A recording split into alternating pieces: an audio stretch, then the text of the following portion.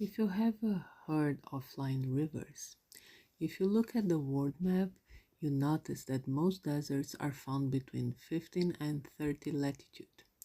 That's because of something called of Hadley cell, a pattern of air movement where warm air rises near the equator, lose its moisture, and then move towards the mid-latitudes.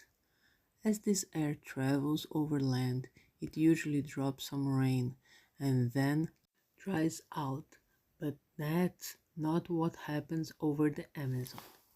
In South America, from the Amazon rainforest all the way down to Argentina, there are areas that get a lot of rain. So, what's going on there that's different? Amazon forest is a tropical rainforest. It is a giant water processor. But how it's possible that an area of 3,000 kilometers from Atlantic Ocean receive moisture from the same ocean? What happens here?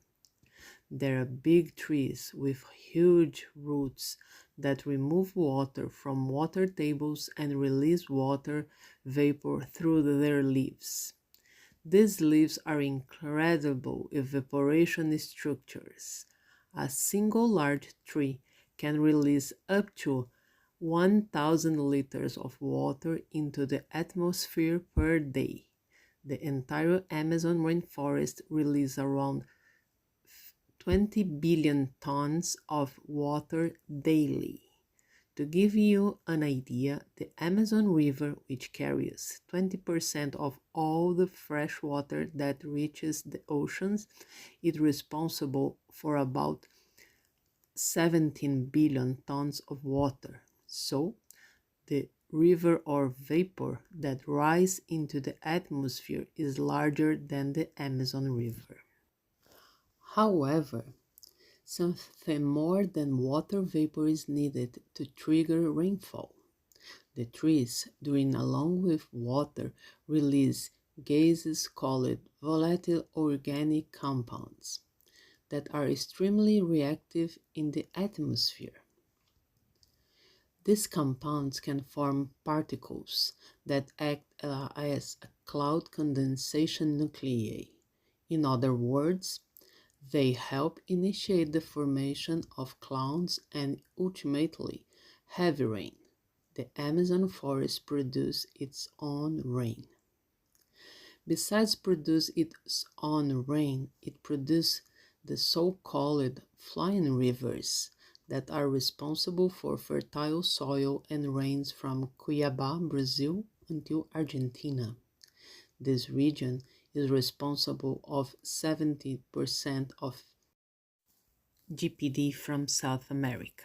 If it was a desert, the impact on the economy of these countries will be tremendous. The Amazon forest is a home from countless unique species of animals and plants, a rich biodiversity that carries the potential for new medical discovery. The growing devastation and wildfires in the region threaten not only the people who live there, but also the fauna and flora. It also has a direct impact on the economy, as South America relies almost entirely on electricity generated from hydroelectric power.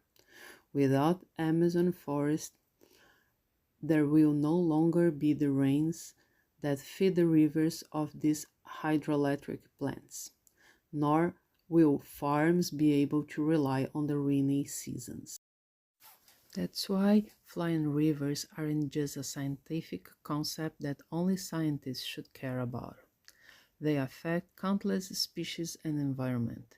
In fact, it's more accurate to say that Amazon rainforest and its flying rivers act like the planet air conditioner, which is crucial in a world struggling with global warming.